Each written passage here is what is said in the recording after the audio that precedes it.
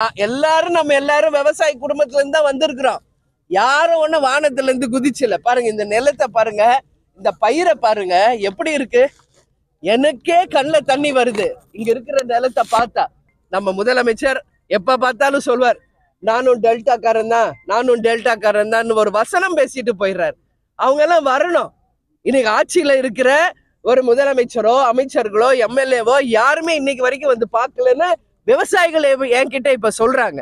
இன்னைக்கு 3 பேர் வந்து அவங்க பட்டியல் இனத்தை சேர்ந்தவங்க மேலதான் இன்னைக்கு அவங்க தான் செய்தாங்கன்னு சொல்லி அவங்கள அரெஸ்ட் பண்ணி இருக்காங்க. நான் என்ன சொல்றேன், இப்ப அவங்க இனத்துக்கு அவங்க மக்களுக்கு அவங்களே வந்து துரோகம் செய்வாங்களா சொல்லுங்க? அவங்களும் அங்கேயே தான் வாழ்றாங்க.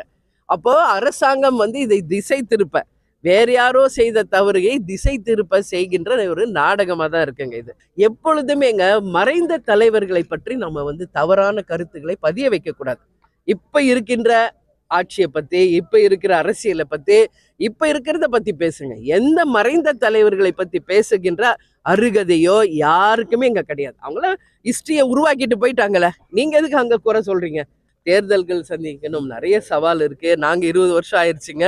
அவர் இப்பதான் வந்திருக்காரு, வாழ்த்துக்கள். வந்து நிரூபிக்கணும்ன்றதுதான் என்னுடைய கோரிக்கை. ஒரு அண்ணா யூனிவர்சிட்டியில ஞானசேகரன் ஒருத்தர் அவ்வளோ வந்து தப்பு பண்ணியிருக்காரு. அவரை வந்து நம்மளுடைய சபாநாயகர் என்ன சொல்றாரு, தம்பிங்கிறார். முதலமைச்சர் என்ன சொல்றாரு, திமுக அனுதாபிங்கிறாரு. அப்போ இது என்ன உதாரணம்னு புரியல. மயிலாடுதுறையில இன்னைக்கு வந்து பல லட்சம் ஏக்கர் நிலம் இன்னைக்கு வந்து பாதிக்கப்பட்டிருக்கு.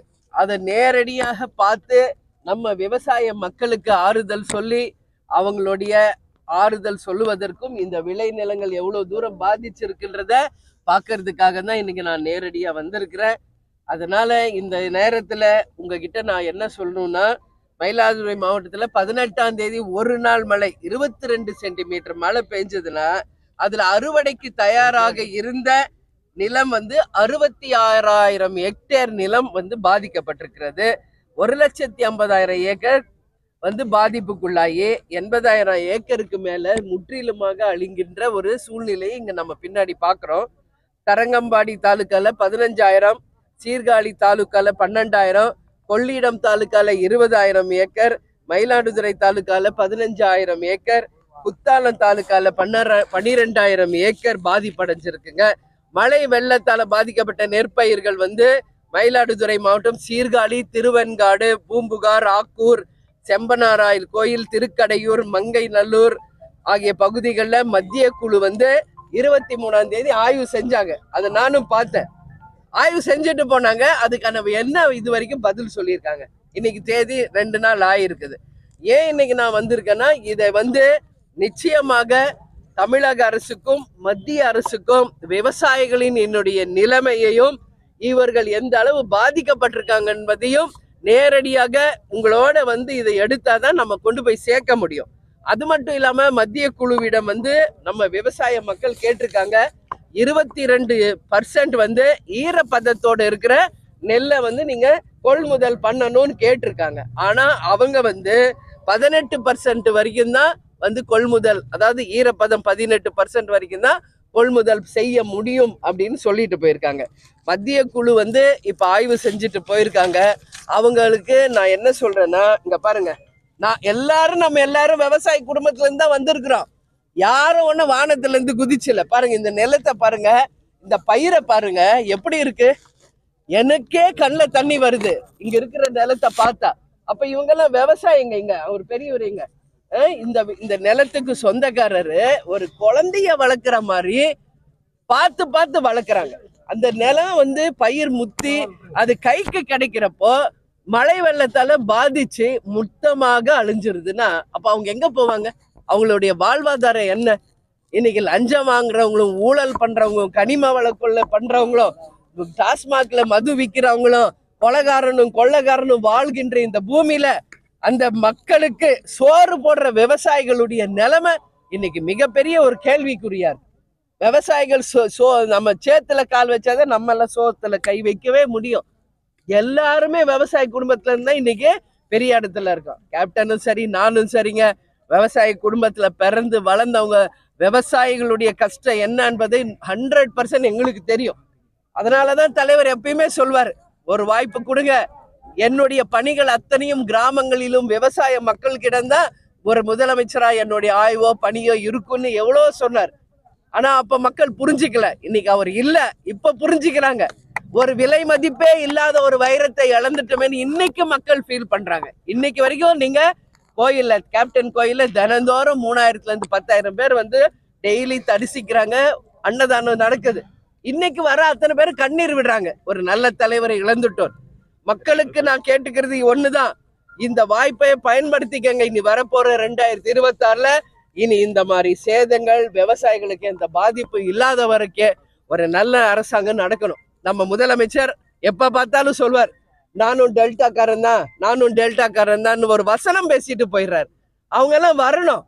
இன்னைக்கு ஆட்சியில இருக்கிற ஒரு முதலமைச்சரோ அமைச்சர்களோ எம்எல்ஏவோ யாருமே இன்னைக்கு வரைக்கும் வந்து பார்க்கலன்னு விவசாயிகள் என்கிட்ட இப்ப சொல்றாங்க. ஏன் ஆட்சிக்கு வர்றதுக்கு முன்னாடி ஒரு நிலைப்பாடு, வந்த பிறகு ஒரு நிலைப்பாடா? யார் இதெல்லாம் செய்யணும்? ஆட்சியில இருக்கவங்க தான் வந்து செய்யணும். ஏன் இங்கெல்லாம் வந்து இந்த விளை நிலங்கள்லாம் எவ்வளவு பாதிச்சிருக்கு, விவசாயிகள் நிலை என்ன அப்படின்றதெல்லாம் ஏன் ஆய்வு செய்ய மாட்டேங்கிறாங்க? ஏன் அவங்களுக்கு உரிய நிவாரண நிதி தர மாட்டேங்கிறாங்க? இப்ப எல்லா விவசாயிகளோட பேசிட்டு தான் நான் பிரஸ் மீட்டே அட்டன் பண்றேன். அவங்க சொல்றாங்க தெளிவாக, இன்சூரன்ஸ் உடனடியாக பாதிக்கப்பட்ட விவசாயிகளுக்கு தர வேண்டும். ஒரு ஏக்கருக்கு 38,000 ரூபாய் செலவு பண்ணி தான் இந்த நெல் பயிரை அவங்க பயிரிடுறாங்க. குறைஞ்சபட்சம் ஒரு ஏக்கருக்கு ஒரு 30,000ஆவது பாதிக்கப்பட்ட விவசாயிகளுக்கு தர வேண்டும். அது மட்டும் இல்லாமல் இந்த பயிர் வந்து 22% ஈரப்பதத்தோடு இருக்கின்ற நெல்லை வந்து அரசாங்கம் கொள்முதல் செய்யணும். இப்படி தொடர்ந்து இப்பதான் ஃபெங்சல் புயல் வந்து போச்சு, எல்லா நிலமும் பாதிச்சிருச்சு. இன்னைக்கு ஒரு 18ஆம் தேதி பெஞ்ச ஒரு மழையில இன்னைக்கு இத்தனை ஏக்கர்ல 1.5 லட்சம் ஏக்கர் வந்து பாதிச்சிருக்கு. இது எப்படி நம்ம வந்து இதை சொல்றது?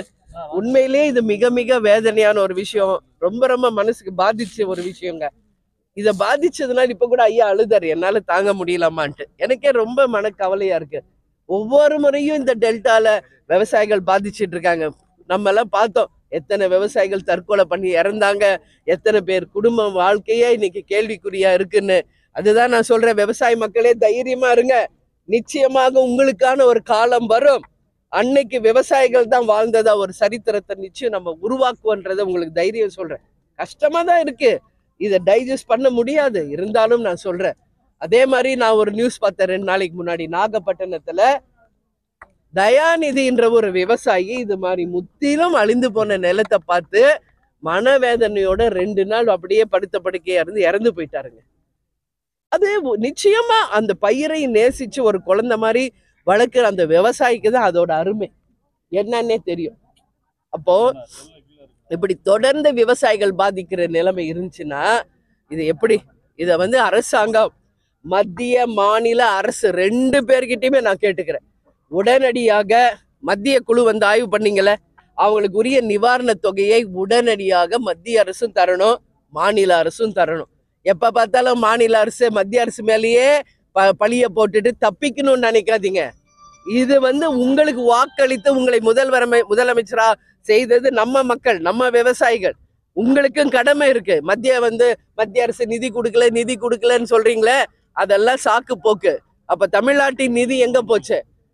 சோறு விளைவிக்கிற விவசாயிக்கே அந்த நிதி போய் சேரலன்னா எதுக்கு அந்த நிதி? இன்னைக்கு உயிர் விட்டாரே நாகப்பட்டினத்துல, அவர் பேர் என்ன? தயாநிதி. அதனால அவங்க குடும்பத்திலேயே ஏகப்பட்ட நிதிங்க இருக்காங்க. இன்னைக்கு முதலமைச்சர் குடும்பத்துல அவங்க எல்லாம் டெல்டாக்காரன் வெறும் வசனம் பேசக்கூடாது, வரணும். வந்த விவசாயிகள் பக்கம் நிக்கணும். அவங்களுக்கு வேண்டிய உரியது என்னன்னு பார்த்து ஒரு முதலமைச்சராக ஒரு கையெழுத்துல அவர் வந்து செய்து மக்களுக்கு காப்பாற்றணும். அதனால நிச்சயமாக இந்த பிரச்சனைய மத்திய மாநில அரசுகளுடைய கவனத்துக்கு நிச்சயம் நாங்க கொண்டு போவோங்க. இதுல எந்த மாற்று கருத்துமே கிடையாது. நாளைக்கு கூட 26 என்ன நம்மளுடைய குடியரசு தினம். நாளைக்கு கவர்னர் மாளிகையில அழைப்பு வந்திருக்குது தேமுதிக சார்பாக. நிச்சயமாக இதுக்கான மனுவை கவர்னரிடம் எங்கள் கட்சியை சேர்ந்த நிர்வாகிகள் தரப்போறோம். சரிங்களா? இப்ப மேலூர்ல ஒரு பாதிப்பு வந்துச்சு, டங்ஸ்டன் வந்து வரப்போகுதுன்னு. நான் அன்னைக்கு போய் மக்கள்கிட்ட அவங்களுக்கு ஆறுதல் சொல்லி கவர்னர்கிட்ட கொண்டு போய் மனு கொடுத்து பிரதமருக்கு அனுப்ப சொன்னோம். உடனடியாக அந்த திட்டம் ரத்து செய்யப்பட்டிருக்கு. அந்த மாதிரி இங்க நடக்கின்ற விவசாயிகளுடைய கஷ்டத்தை மனுவாக நாளைக்கு கவர்னரிடம் நாளைக்கு எங்களை அழைச்சிருக்காங்க, அங்க தரப்படும். அதே மாதிரி சிஎம் செல்லுக்கும் நாங்க வந்து கண்டிப்பாக கடிதம் அனுப்புவோங்க. இங்க இருக்கிற விவசாயிகளுக்கு உரிய நிதியும் நிவாரணமும் உடனடியா தரணும், கால தாமதமே இல்லாம தரணும். ஏன்னா இது இதுல வக்கோலும் யூஸ் ஆகாது, நெற்பயிரும் யூஸ் ஆகாது, எதுவுமே யூஸ் ஆகாது. அப்ப என்ன பண்ண முடியும் மக்கள், இங்க இருக்கிற விவசாயிங்க என்ன பண்ண முடியும்? ரொம்ப மனசு கஷ்டத்தோட தான் நான் இதை பதிய வைக்கிறேன். நிச்சயமாக உங்களுக்கு ஒரு தீர்வு வரணும்னு சொல்லி இந்த நேரத்துல நான் கேட்டுக்கிறேன் மத்திய மாநில அரசுகளை. வேற எதுவும் கேள்வி கேட்குறேன்?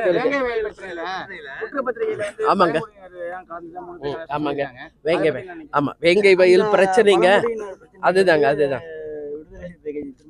ஆமா, பாத்துட்டேங்க. நான் சொல்றேன், பதில் சொல்றேன். வேங்கை வயல் பிரச்சனைங்க. நேத்து இதுக்கு நான் பதில் சொல்லியிருக்கேன்.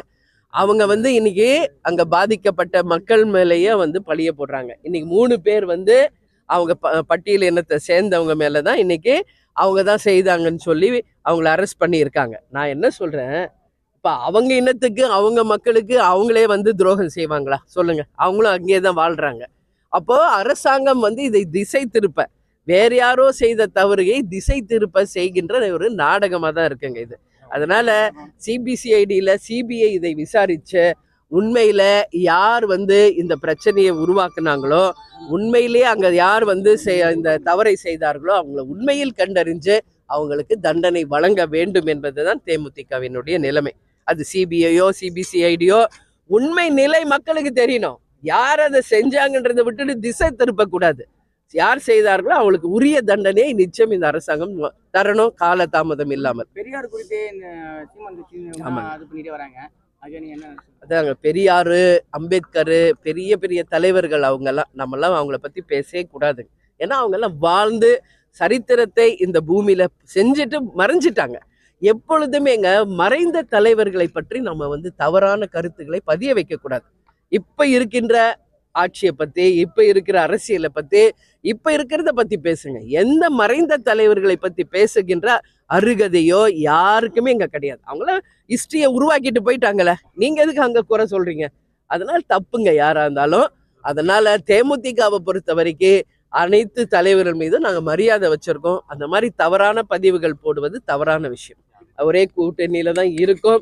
26 நெருங்கும் பொழுது இன்னும் யார் யார் இந்த கூட்டணியில வர்றாங்க என்பது உங்களுக்கு தெரிவிப்போம். தேர்தல்கள் சந்திக்கணும், நிறைய சவால் இருக்கு. நாங்க 20 வருஷம் ஆயிடுச்சுங்க. அவர் இப்பதான் வந்திருக்காரு. வாழ்த்துக்கள், நிரூபிக்கணும்ன்றதுதான் என்னுடைய கோரிக்கை. சரிங்களா? அதே மாதிரி ஒரு அண்ணா யூனிவர்சிட்டியில ஞானசேகரன் ஒருத்தர் அவ்வளோ தப்பு பண்ணியிருக்காரு. அவரை நம்மளுடைய சபாநாயகர் என்ன சொல்றாரு? தம்பிங்கிறார். முதலமைச்சர் என்ன சொல்றாரு? திமுக அனுதாபிங்கிறாரு. அப்போ இது என்ன உதாரணம்னு புரியல. தப்பான ஒரு விஷயங்க நடக்குது.